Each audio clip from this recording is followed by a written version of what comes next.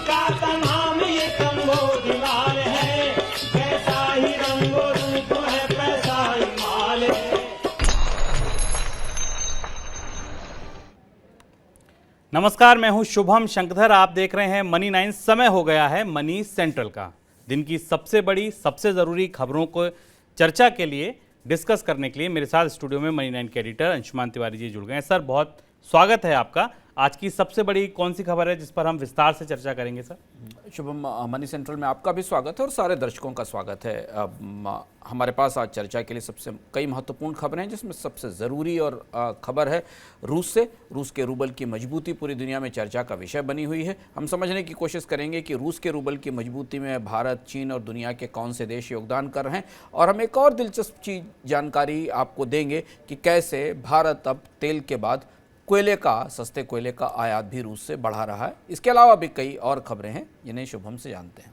बिल्कुल, तो on the show देखते हैं कि रूस के अलावा और कौन सी ऐसी खबरें हैं जिन पर आज चर्चा होगी, कौन से आज मुद्दे होंगे मनी सेंट्रल में। तो शुरुआत होगी अब अरब के सहारे यूरोप के देश।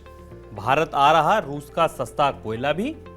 कौन दे रहा रूबल को ताकत? डॉलर के मुकाबले रूबल 7 साल की ऊंचाई पर कैसे पहुंच गया, ये हम जानेंगे अंशुमान जी से। खाद्य तेलों के दामों में आई नरमी।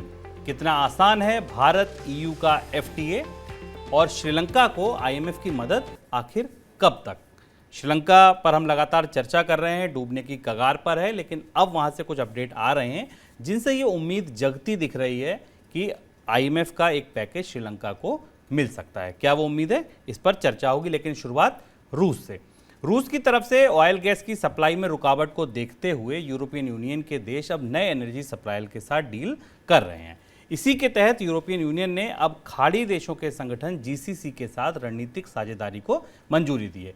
यूरोप की एनर्जी सप्लाई का बड़ा हिस्सा रूस से आता है, लेकिन यूक्रेन के साथ रूस के युद्ध की वजह से यूरोप और रूस के रिश्तों में खटास पड़ चुकी है। यही वजह है कि अब दुनिया भर के ऊर्जा बाजार की नई बिसात बिछाई जा रही है, नए पार्टनर ढूंढे जा रहे हैं। सर, यूरोप और खाड़ी देशों की ये बातचीत आपको लगता है कि परवान चढ़ेगी? कब तक चढ़ेगी और कैसे ये ऊर्जा के पूरे बाजार की तस्वीर बदल देगा?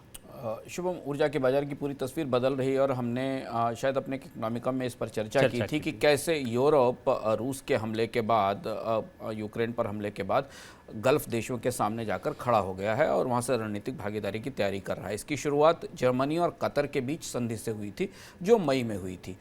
इससे पहले गल्फ देशों के साथ रूस, यूरोप के देश ऊर्जा समझौतों की कोशिश तो करते रहे, लेकिन उनकी निर्भरता इतनी ज़्यादा थी रूस पर, वहाँ से कोयला, तेल और गैस तीनों चीज़ें आती थी, उन्होंने गल्फ देशों की तरफ ध्यान नहीं दिया। लेकिन अब रूस पर निर्भरता ख़त्म करने का फैसला हो चुका है। कोयले को ख़त्म करने की डेडलाइन आ चुकी है, तेल को ख़त्म करने की डेडलाइन पर बात चल रही है। रशिया ने अपने गैस की आपूर्ति कम करनी शुरू कर दी है और इसलिए गल्फ कोऑपरेशन काउंसिल के साथ यूरोपीय समुदाय सामूहिक रूप से एक बड़े समझौते की तरफ बढ़ रहा है।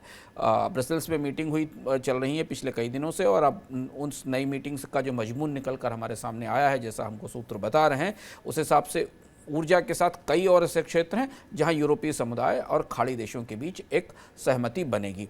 ब्रिटेन इसका हिस्सा नहीं होगा, लेकिन ब्रिटेन अलग से एक फ्री ट्रेड एग्रीमेंट पर बात कर रहा है GCC के साथ, गल्फ कोऑपरेशन काउंसिल के साथ। अब इसमें कई सारी उलझनें हैं, क्योंकि रशिया से नेचुरल गैस और पेट्रोल, डीजल की, पेट्रोल की और कच्चे तेल की सप्लाई से बाहर निकलने के लिए यूरोप के देशों को, गल्फ देशों की कई सारी सख्त शर्तें माननी पड़ेंगी। बिल्कुल, कतर और जर्मनी के बीच डील काफ़ी सख्त शर्तों के बाद हाल में हुई है।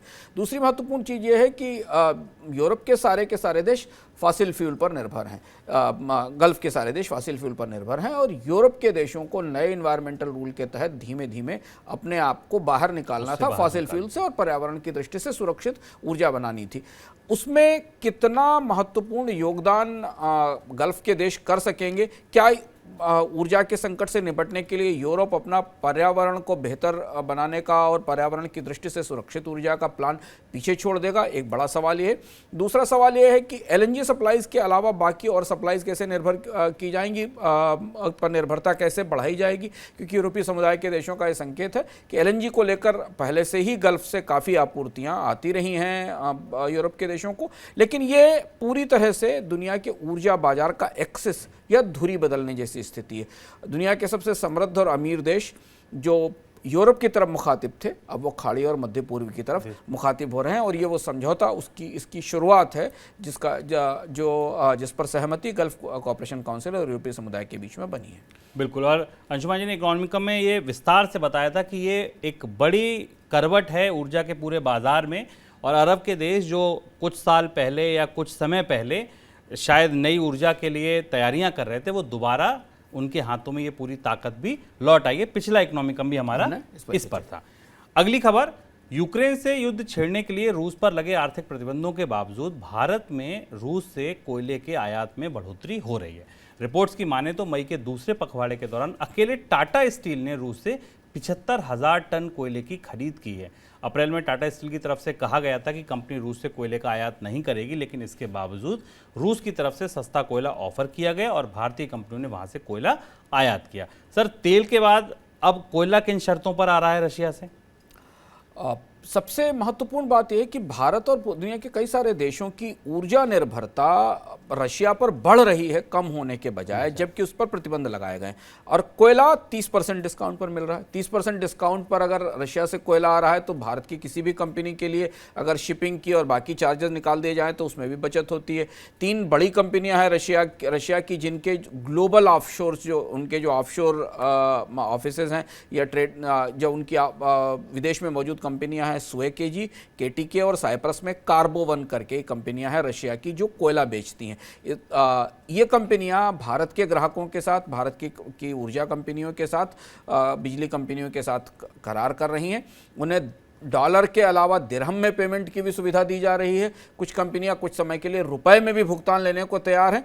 और ऐसी परिस्थिति में जब भारत सरकार निजी कंपनियों और सरकारी कंपनियों को कोयला आयात के लिए प्रोत्साहन दे रही है, क्योंकि बिजली का संकट है, कोल इंडिया कोयला नहीं दे पा रहा है, ऐसी सिचुएशन में, ऐसी परिस्थिति में भारत की बिजली कंपनियों के लिए इससे अच्छा कोई मौका नहीं हो सकता कि वो इतना सस्ता कोयला रूस से उपलब्ध कराएं। अब रूस सस्ता कोयला डिस्काउंट पर क्यों बेच रहा है? इसकी सबसे बड़ी वजह यह है कि यूरोप, जो कि सबसे प्रमुख ग्राहक था, उसने रूस के कोयले से अपने आप को अलग कर लिया और उस पर प्रतिबंध लगा दिया है। तो रूस के पास इस समय कोयला सरप्लस में भी है और बड़ा उत्पादन भी है रूस के पास। तो उसे दुनिया के जो कोयले के सबसे बड़े बाजार हैं उनमें भारत और चीन है, क्योंकि यहीं पर थर्मल पावर का जनरेशन सबसे ज़्यादा होता है। और इसलिए इन कंपनियां अब कच्चे तेल के बाद रूस के सस्ते कोयले की तरफ बढ़ रही हैं और इसका फ़ायदा उन्हें अच्छे बड़े डिस्काउंट के तौर पर मिल रहा है। और फ़ायदा अकेले भारत और चाइना को नहीं मिल रहा है, इसका एक फ़ायदा रूस को भी मिल रहा है। हमारी अगली खबर उसी से जुड़ी है। यूक्रेन के साथ युद्ध छेड़ने के लिए पश्चिम के देशों ने रूस पर कई तरीके के आर्थिक प्रतिबंध लगाए हैं, लेकिन इन प्रतिबंधों के बावजूद रूसी करेंसी रूबल में मजबूती आ रही है। डॉलर के मुकाबले रूबल 7 साल की ऊंचाई पर पहुंच गया है। रूस ने जब यूक्रेन पर हमला किया था तो प्रतिबंधों की वजह से रूबल में गिरावट आई थी और डॉलर का भाव 135 रूबल तक पहुंच गया था, लेकिन इसके बाद रूबल में रिकवरी लौटी और अब डॉलर का भाव 55 रूबल के करीब है। जी हाँ, 55 रूबल, यानी कि रुपए से बेहतर स्थिति में आप रूबल को मान सकते हैं। ये मई 2015 के बाद रूबल का सबसे अच्छा भाव है, सबसे ऊपरी स्तर है। सर, रूबल को ये ताकत कहाँ से मिल रही है? ये बात हमारे आज की प्रमुख खबर है और बहुत सारे लोग ये सवाल जानना भी चाहते हैं कि प्रतिबंधों के बावजूद, इतने सारे सैंक्शंस के बाद, ग्लोबल फाइनेंशियल सिस्टम से बाहर होने के बाद भी आखिर रूसी रूबल की ताकत की वजह क्या है? और इसकी 2-3 प्रमुख वजह हैं, कुछ आंतरिक और कुछ बाहरी वजह। हम पहले बाहरी वजहों पर बात करते हैं, जिस पर एक बात पर चर्चा हमने अभी की कि भारत रूस से रिकॉर्ड तेल आयात कर रहा है और शायद अगले कुछ महीनों में भारत रूस से रिकॉर्ड कोयला भी आयात करने लगेगा, क्योंकि जिस तरीके का डिस्काउंट मिल रहा है भारतीय तेल कंपनियों को और वो सस्ता तेल प्राइवेट कंपनियां भारत में खरीद कर उसे री एक्सपोर्ट कर रही हैं यूरोप को, जिस पर हम विस्तार से चर्चा करते रहें। ये इसके अलावा चीन एक दूसरा बड़ा प्लेयर है जिसने रूस की ऊर्जा पाइपलाइन, जो एक दरवाजा खुला है, उससे रूस को विदेशी मुद्रा पहुंचाने और रूस से सस्ता कच्चा तेल आयात करने में रिकॉर्ड बना दिया है। इससे पहले तक, मई से पहले तक, सऊदी अरब एनर्जी सप्लाईज के मामले में चीन का सबसे बड़ा पार्टनर था, लेकिन अब रशिया उसकी जगह पहले नंबर पर आ गया है और रशिया ने करीब 8.2 मिलियन टन के आसपास का तेल, जो हमारे पास आंकड़ा मिल रहा है, हाँ 8.42 मिलियन टन का तेल पिछले महीने में मई में इंपोर्ट किया है। और 2 कंपनियां हैं, साइनोपेक और जिनुआ ऑयल, जो 2 सरकारी कंपनियां हैं, वो सबसे ज़्यादा बड़ी मात्रा में रशिया से कच्चे तेल का आयात कर रही हैं। हालांकि चाइना में लॉकडाउन के कारण, कोविड के कारण अर्थव्यवस्था में सुस्ती है, तेल की मांग में गिरावट है, लेकिन जैसा हमें पता है कि चीन अपने यहाँ ऊर्जा के बड़े रणनीतिक भंडार बनाता है, तो इसलिए सस्ता तेल चीन के रणनीतिक स्ट्रेटेजिक रिजर्व्स को बना रहा है। तो दो बड़े चैनल हैं जहां से विदेशी मुद्रा लगातार पहुंच रही है, उस पर सैंक्शन नहीं है। अभी भी गैस की सप्लाई यूरोप को हो रही है, तेल की सप्लाई यूरोप को हो रही है। बचा हुआ जो तेल है जो अंतर्राष्ट्रीय बाजार में नहीं है, उसे अपनी इकोनॉमी को शोर अप करने के लिए या अपनी इकोनॉमी को बढ़ाने के लिए रूस अपने कच्चे तेल को डिस्काउंट पर दे रहा है। हम शायद इस पर चर्चा कर चुके हैं कि दुनिया में सबसे सस्ता कच्चा तेल रूस का है। $45 पर बैरल के आसपास की रूस की लागत आती है, जो अरब के देशों से भी कम है। और ये बड़ा एडवांटेज है कि अगर वो $75 पर बैरल के भाव पर भी बाजार में तेल उपलब्ध है, जबकि ब्रेंट की कीमत $113 से $115 के आसपास है, तब भी बड़ी बचत होती। कोयले पर भी 30% डिस्काउंट उस समय, जबकि कोयले की कीमतें रिकॉर्ड ऊंचाई पर हैं दुनिया में। ये दो बड़े फैक्टर हैं जिसमें भारत और चीन रूसी रूबल को मजबूत करने में महत्वपूर्ण भूमिका निभा रहा है। पर केवल ये अकेली बात नहीं है। रूस की अर्थव्यवस्था में पिछले 2-3 महीनों में युद्ध के बावजूद आंतरिक रूप से कुछ ऐसे बदलाव हुए हैं जो एक तरह से आपको असंगत या पैराडॉक्सिकल लगेंगे शुभम, लेकिन वो विदेशी मुद्रा भंडार की मदद कर रहे हैं। पहला बदलाव ये कि विदेशी मुद्रा को निकालने और उसके इस्तेमाल पर पूरी तरह रोक लगा दी गई। तो जो विदेशी मुद्रा की कंजम्पशन की डिमांड थी, आम लोगों के लिए कोई ट्रैवल नहीं है, बाकी सारी चीजें बंद हैं, तो विदेशी मुद्रा की जो खपत वैसे होती थी वो रुक गई। दूसरी चीज है, इंपोर्ट बिल्कुल बंद है। रशिया किसी भी चीज का इंपोर्ट नहीं कर रहा है। जो भी चीजें हैं उनके पास, वो अपने ही जरूरतों से खर्च कर रहे हैं। तो रशिया जो बहुत जरूरी चीजों का, दवा या बाकी चीजों का इंपोर्ट करता था, उस पर खर्च होने वाला डॉलर भी बाहर जाना बंद हो गया है। तो जो डॉलर का खर्च था या जो डॉलर का आउटगो था, वो बंद हो चुका है। विदेशी निवेशक वहां बिकवाली करके पैसा ले जा नहीं सकते क्योंकि स्टॉक मार्केट बंद है और एक्सचेंज की सुविधा नहीं है। तीसरा पहलू ये। और चौथा महत्वपूर्ण पहलू ये कि दूसरी तरफ जो सबसे महत्वपूर्ण स्रोत था रूस में डॉलर के आने का, वहां से सप्लाई और ज्यादा बढ़ गई। रूस ने कोयला और तेल बेचकर रिकॉर्ड फॉरेन करेंसी अर्जित की, जो सामान्य रूप से प्री कोविड लेवल से ज्यादा है। और इसलिए वहां एक दिलचस्प बहस शुरू हुई। अभी रूस का नया बजट आया है और रूस के जो उप प्रधानमंत्री हैं, उनका मैं बयान पढ़ रहा था। इस समय रूबल बाय द वे दुनिया की बेस्ट परफॉर्मिंग करेंसी है डॉलर के अगेंस्ट। $55 के आसपास का 55 रूबल के आसपास का $1 है। और अब वहां के पॉलिसी मेकर्स की बड़ी समस्या यह है कि जो भी उनके पास एक्सपोर्ट की खिड़की खुली हुई है, वहां यह मजबूत रूबल उनके लिए समस्या बन रहा है, उन्हें नुकसान हो रहा है। तो रूस के जो डिप्टी प्राइम मिनिस्टर हैं आंद्रेई बेलोसोव, उन्होंने इंडस्ट्री से यह कहा है कि अब रूबल की फेयर वैल्यू तय की जानी चाहिए। यानी वो चाहते हैं कि रूबल की कीमत 70-80 के आसपास आए, यानी $1 जो है वो 70-80 रूबल के आसपास आए। नहीं तो जो लाभ अब हो रहा है वो रूबल की मजबूती से कम हो सकता है। एक और बड़ा पहलू है जिसके कारण रूबल मजबूत हो रहा है, वो ये कि रूस में अब कंपनियों के टैक्स पे करने का समय आ गया है। सबसे ज़्यादा कम टैक्स कंपनियों की तरफ से आएगा, गैज़प्रोम और जो गैस और तेल बेचने वाली कंपनियां हैं। तो वो जो भी करेंसी लेकर आएंगी या जिन्होंने एक्सपोर्ट किया है, उस पैसे को वापस वो विदेशी मुद्रा भंडार में लेकर आएंगी। इसलिए विदेशी मुद्रा की सप्लाई एक मुश्त और बढ़ने की संभावना दिखाई दे रही है।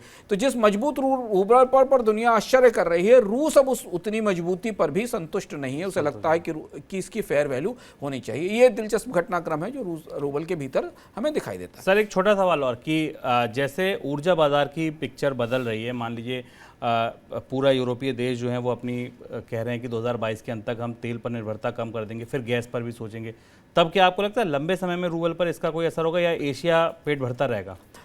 अब ये बहुत सारे और भी पैरेलल घटनाक्रम हैं। क्या यूरोप जैसे ही अपनी पैरेलल सप्लाईज की व्यवस्था सुनिश्चित कर लेगा, हम अमेरिका के राष्ट्रपति अरब की यात्रा पर भी जा रहे हैं, उसके बाद क्या यूरोप उन देशों के प्रति या अमेरिका उन देशों पर कोई दबाव या सख्ती करेगा जो सैंक्शंस को बाईपास करके डिस्काउंट पर कच्चा तेल और कोयला खरीद रहे हैं, जिसमें कि भारत और चीन जैसे देश है? ये कहना मुश्किल है।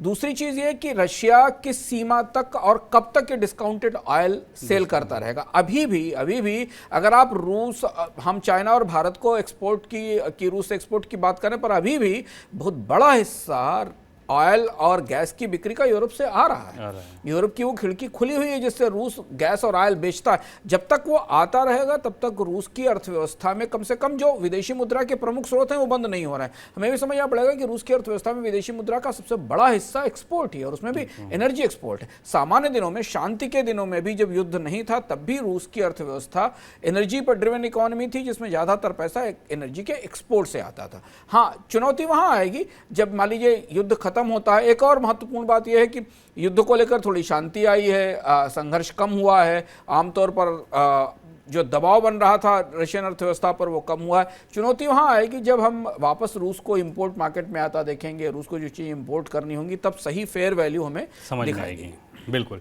तो रूस की जो रूबल की ताकत है उसके जो राज हैं दरअसल वो यही हैं कि एशिया जैसे बड़े बाजार और अभी यूरोप भी उनसे लगातार तेल खरीद रहा है और उन्हें जहां खर्च करना है वो रास्ते बंद हो रहे हैं। केवल विदेशी करेंसी आ रही है और जब विदेशी करेंसी आ रही है तो रूस के रूबल को ताकत मिल रही है। चलिए अब अगली है मनी 9 की स्पेशल रिपोर्ट जो मनोज कुमार ने आपके लिए लिखी है, जिसमें वो ये बता रहे हैं कि खाद्य तेल की कीमतों में कितनी नरमी आई है। किचन के लिए महंगाई के मोर्चे से राहत देने वाली खबर है। खाने का तेल सस्ता होना शुरू हुआ है। वैश्विक बाजार में कीमतें घटने और घरेलू सप्लाई में सुधार की उम्मीद से दाम घटे हैं। महीना भर पहले जो सरसों तेल 200 रुपए किलो मिल रहा था वो अब 187 रुपए में बिक रहा है। सोयाबीन ऑयल और पाम ऑयल की कीमतें भी इसी तरह घटी हैं और जिस रफ्तार से वैश्विक बाजार में दाम घटने लगे हैं उन्हें देखकर लग रहा है कि खाने का तेल और सस्ता हो सकता है। भारत को बड़ी मात्रा में पाम ऑयल सप्लाई करने वाले देश मलेशिया में सोमवार को पाम ऑयल की कीमतों में 7 से 8% की बड़ी गिरावट आई है। बुर्सा मलेशिया एक्सचेंज पर पाम ऑयल का वायदा 5000 रिंगिट के नीचे आ गया। विदेशी बाजार में भाव घटते ही घरेलू बाजार में खाने के तेल के दाम 10 से 15 रुपए घटा दिए गए हैं। विदेशों से वनस्पति तेल आयात रिकवर होने से सप्लाई में भी सुधार हुआ है और उसका असर कीमतों पर भी दिखा है। अप्रैल के मुकाबले मई में खाद्य तेल आयात 16% ज्यादा बढ़कर 10.61 लाख टन दर्ज किया गया। सूरजमुखी तेल आयात में रिकवरी से ये सप्लाई बढ़ी है। खाद्य तेलों की सिर्फ वैश्विक सप्लाई में सुधार से ही कीमतें नहीं घटी हैं, बल्कि घरेलू तिलहन की उपज बढ़ने का भी अनुमान है। कृषि मंत्रालय ने इस साल देश में रिकॉर्ड 385 लाख टन तिलहन पैदा होने का अनुमान लगाया है। पिछले साल देश में 359 लाख टन तिलहन का उत्पादन हुआ था। तिलहन उत्पादन बढ़ने से घरेलू खाद्य तेल की सप्लाई बढ़ सकती है। इस साल देश में मानसून भी सामान्य रहने का अनुमान है, जो खरीफ तिलहन की पैदावार को बढ़ाने में मददगार साबित होगा। ऐसा होने की स्थिति में खाने के तेल की सप्लाई में इजाफा हो सकता है, जो कीमतों पर असर डालेगा। कुल मिलाकर आने वाले समय में खाद्य तेल सप्लाई बढ़ने की संभावना ज्यादा नजर आ रही है और इसी संभावना की वजह से खाने का तेल सस्ता होने की उम्मीद बढ़ गई है। मनी 9 के लिए मनोज कुमार। मनोज जी तो कह रहे हैं कि जो खाद्य तेल है वो सस्ता हुआ है, लेकिन देश की कुछ एजेंसियां ऐसा ये मान रही हैं कि अभी महंगाई इतनी जल्दी जाने वाली नहीं है। रिसर्च एजेंसी नोमुरा ने एशियाई देशों में खाद्य महंगाई का खतरा और गहराने की आशंका जताई है। नोमुरा का कहना है कि मई के दौरान एशियाई देशों में खाद्य महंगाई 5.9% दर्ज की गई है, जबकि दिसंबर में यह दर 2.7% थी। एजेंसी ने भारत में गर्मी की वजह से गेहूं के फसल को हुए नुकसान, चीन में महामारी और थाईलैंड में स्वाइन फीवर का हवाला देते हुए 2022 की दूसरी छमाही के दौरान एशियाई देशों में महंगाई बढ़ने की आशंका जताई। एजेंसी का कहना है कि अनाज, खाद्य तेल, मीट और प्रोसेसिंग फूड पहले से महंगाई की गिरफ्त में हैं।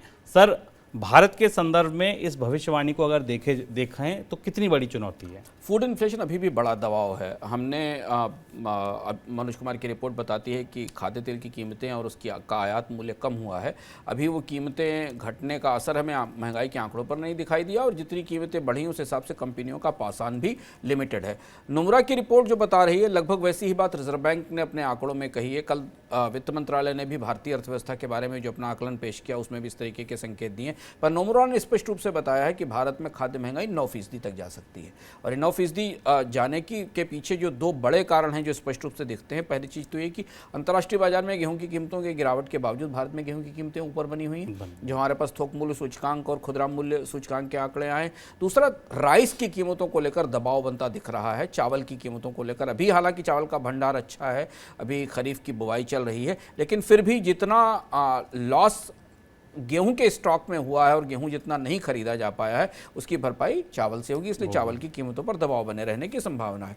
इन 2-3 वजहों के कारण ऐसा लगता है कि भारत की खाद्य महंगाई अभी 9% के आसपास जाएगी। हमें ध्यान रखना होगा कि मई में भारत की खाद्य महंगाई 8% से नीचे थी, यानी अभी 1% से 1.5% की बढ़ोतरी खाद्य महंगाई में और होनी होगी। अभी हम मानसून के बीचों बीच में हैं, जिसके अपने अच्छे और बुरे असर हैं। बाढ़, कई हिस्सों में बाढ़ है, जिसके कारण स्थानीय महंगाई का दबाव बना रहता है, जबकि उम्मीद है कि अच्छा मानसून, अच्छी फसल, अच्छी खरीफ की क्रॉप लेकर आएगा। तो यानी जो महंगाई का आकलन रिजर्व बैंक ने हमको दिया है, जो कंजर्वेटिव आकलन है, वो आकलन हम नोमुरा के आकलन के करीब है। लेकिन इसके अलावा भी महंगाई के भीतर बहुत कुछ ऐसा हो रहा है या जो चल रहा है जो हमें स्पष्ट रूप से मोटे आंकड़ों में नहीं दिखता। तो इस बार हम इकोनॉमिक में शुभम महंगाई पर ही चर्चा करेंगे और हम आपको बताने की कोशिश करेंगे कि महंगाई के भीतर दरअसल क्या है। जिस महंगाई को आप जूझ रहे हैं या देख रहे हैं, ये वो महंगाई नहीं है जो हर साल आती है, ये कुछ अलग है और इस अलग महंगाई के कारण ही रिजर्व बैंक को अपने सारे आकलन उलटने पलटने पड़े हैं। बिल्कुल, और इस बार का इकोनॉमिकम आप देखना मत भूलिएगा, क्योंकि इस बार रविवार को 11:15 बजे हम अपने इकोनॉमिकम में आपको ये बताएंगे कि इस बार की महंगाई क्यों अनोखी है, क्यों अलग है और वो क्यों उन पुरानी महंगाइयों जैसी नहीं है जिसकी हमें आदत पड़ चुकी है। और इसमें प्रोग्राम में अंशुमान जी आपको महंगाई के हर हिस्से के, हर कमरे के भीतर ले जाकर उसका असली हाल दिखाएंगे। तो इस रविवार सुबह 11:15 बजे इकोनॉमिकम देखना मत भूलिएगा। मॉनसून का जिक्र किया अंशुमान जी ने, तो एक अपडेट ये है कि मॉनसून का डेफिसिट अब 5% के करीब रह गया है, जो अभी 3-4 दिन पहले 32% के आसपास था। अगली खबर, करीब 9 वर्षों के बाद भारत और यूरोपियन यूनियन के बीच मुक्त व्यापार समझौते पर एक बार फिर से बात शुरू होने जा रही है। भारत और यूरोपियन यूनियन के बीच अगले हफ्ते इस समझौते पर बात शुरू होगी। वाणिज्य मंत्री पीयूष गोयल ने बताया कि इस प्रस्तावित समझौते से यूरोप में भारत से फार्मा, टेक्सटाइल, कृषि, लेदर और हैंडलूम निर्यात बढ़ाने में मदद मिलेगी। साथ ही भारत में सर्विस सेक्टर को भी इस समझौते का लाभ होगा। सर, कितना आसान है ये समझौता? शुभम, मुझे लगता है कि भारत के लिए सबसे कठिन और सबसे जटिल समझौता होने वाला है ईयू के साथ, और इसके बहुत सारे आयाम है, बहुत कॉम्प्लिकेटेड आयाम है। 2013 में भारत इस समझौते की चर्चा से बाहर आ गया था और जिन विषयों पर चर्चा के कारण से बाहर आया था वो विषय वापस लौटकर मंच पर आएंगे ही, आप उनसे बच नहीं सकते। इसलिए बहुत ज़्यादा उत्साह बनाने की कोशिश नहीं की जा रही। 2-3 महत्वपूर्ण चीज़ें जो हमें समझना ज़रूरी है, जिन्हें हम रूस यूक्रेन युद्ध की रोशनी में और WTO की ताज़ी बैठक की रोशनी में, जहाँ भारत ने अपना एक स्टैंड लिया है ट्रेड पर, उसके संदर्भ में समझना जरूरी। पहली चीज तो यह कि ये समझौता इस छाया में हो रहा है कि रूस पर यूरोपियन यूनियन की निर्भरता कम होगी। ऐसी सिचुएशन में भारत की निर्भरता रूस पर अभी सस्ते कच्चे तेल और कोयले को लेकर ज्यादा है। भारत कैसे यूरोपियन यूनियन को यह समझा पाएगा कि वो उन्हीं व्यापार रिश्तों को वापस कैरी करेगा जिन व्यापार रिश्तों से वो बाहर यूरोपियन निकलने वाला है। डिप्लोमेटिकली ये बड़ा चैलेंज है यूरोपियन यूनियन को समझाना। ये बड़े लेवल पर जो अंतर्राष्ट्रीय कूटनीतिक टकराव है, जो कूटनीतिक खींचतान है, उसके बीच की बात है। व्यापार समझौते के भीतर 2 बड़े महत्वपूर्ण मुद्दे हैं जिन पर भारत को अपना रुख स्पष्ट करना पड़ेगा। सबसे और महत्वपूर्ण और ज़रूरी मुद्दा है डेटा प्रोटेक्शन और डेटा सिक्योरिटी का।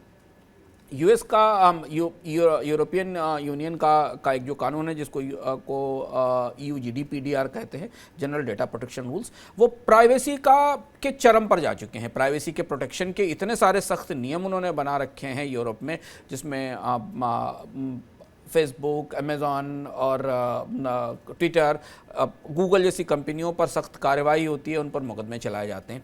भारत में डेटा प्रिवेसी का पूरा सिस्टम बहुत ही लैक्स है। सरकार के पास हमारा सारा आंकड़ा संग्रहित करने के, इकट्ठे करने के, ले लेने के अधिकार हैं। प्राइवेट सेक्टर रोज हमारा डेटा चुराता है, बेचता है, सेल करता है। भारत का डेटा प्रोटेक्शन 18वीं सदी में है, रूस का डेटा प्रोटेक्शन 21वीं सदी में है। और जब रूस के साथ डिजिटल इस समझौते में यूरोप का डेटा प्रोटेक्शन 21वीं सदी में है, जब इन दोनों देशों के बीच डेटा प्रिवेसी की चर्चा शुरू होगी तो भारत को या तो अपने डेटा प्रिवेसी का लेवल ऊपर करना होगा या फिर यूरोपियन यूनियन को सहमत करना पड़ेगा कि वो इस data protection and data privacy के सिस्टम के साथ जाए। एक और महत्वपूर्ण बात जो संकेतों से मुझे पता चली जब हम कल कुछ अधिकारियों से बात कर रहे थे जो ईयू के ट्रेड नेगोशिएशंस में भारत की तरफ से पार्टिसिपेट करेंगे, भारत ने जो अभी एफटीए किया है यूनाइटेड अरब अमीरात के साथ, उसमें डिजिटल प्रोडक्ट्स के लिए अपना मार्केट खोला है और डिजिटल एक्सेस के लिए मार्केट खोला है। ये महत्वपूर्ण है कि यहाँ से यूरोपीय समुदाय के नेगोशिएटर भारत पर दबाव बनाने की कोशिश करेंगे कि कैसे भारतीय बाजार में उनको एक्सेस दी जाए, जबकि भारत डब्ल्यूटीओ में स्टैंड ले चुका है कि जो डिजिटल प्रोडक्ट्स के ऊपर ड्यूटीज का स्ट्रक्चर है वो बदला जाना चाहिए। तो ये एक महत्वपूर्ण बात है। दूसरा और महत्वपूर्ण मुद्दा है कार्बन क्रेडिट्स का। यूरोपियन यूनियन पर्यावरण की दृष्टि से सुरक्षित ऊर्जा तकनीकों पर गहरा दबाव बनाते हैं।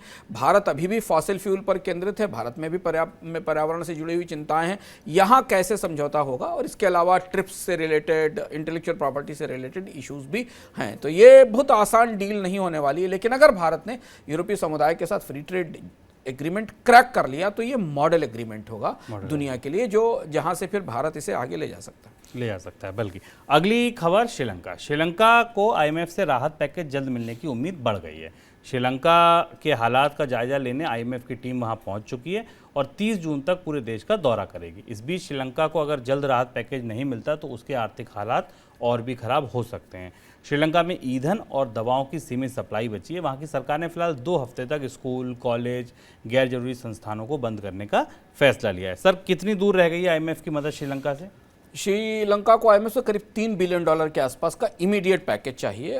12 अरब डॉलर का फॉरेन डेट था जिसको अप्रैल में जिसमें कुछ हिस्सा डिफॉल्ट किया था और श्रीलंका ने उसे पोस्टपोन कर दिया। श्रीलंका में 2 चीज़ें एक साथ चल रही हैं। श्रीलंका की घरेलू राजनीति में खासी गहमागहमी चल रही है। कैबिनेट ने प्रस्ताव पारित करके राष्ट्रपति के अधिकार सीमित करने का प्रस्ताव पारित किया है। दूसरी तरफ आईएमएफ की टीम श्रीलंका में, आईएमएफ की टीम से जो संकेत मिल रहे हैं वो उत्साहवर्धक है श्रीलंका के लिए। आईएमएफ का कहना है कि हम बातचीत के एडवांस स्टेज में कुछ तथ्य और कुछ ज़रूरी गारंटीज़ के बाद हम श्रीलंका को मदद दे देंगे। पर हमें ध्यान रखना ज़रूरी है कि श्रीलंका का इतिहास आईएमएफ की शर्तों को डिफ़ॉल्ट करने का और ना मानने का रहा है। श्रीलंका को इससे पहले भी 1990 के बाद 3 बार पैकेजेस मिले हैं, पर श्रीलंका ने आईएमएफ के सामने जो कमिटमेंट किया जिस तरीके के फिनेंशियल रिफॉर्म्स का, फिस्कल रिफॉर्म्स का, उसमें श्रीलंका उनको पूरी तरह से खरा नहीं उतर सका है और इसलिए आईएमएफ से मदद मिलने में श्रीलंका को देरी हो रही है।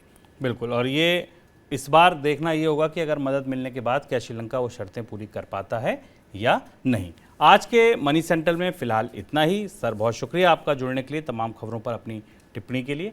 आप लोगों का भी शुक्रिया मनी सेंट्रल देखने के लिए। कल शाम को 7 बजे फिर मिलेंगे आपसे नई खबरों के साथ। तब तक के लिए नमस्कार। नाम ये है, कैसा ही रंगो रूप है।